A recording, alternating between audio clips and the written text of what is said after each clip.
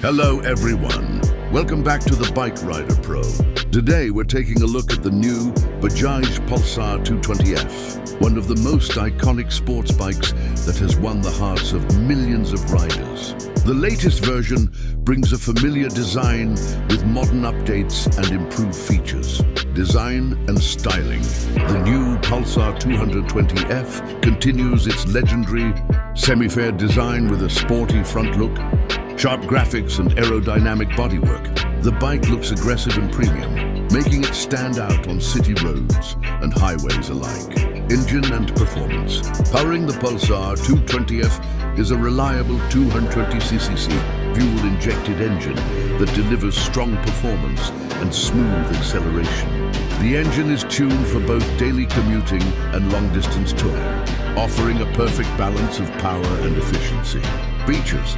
The motorcycle comes equipped with a digital analog instrument cluster, LED lighting elements, improved braking system, and single-channel ABS for enhanced safety.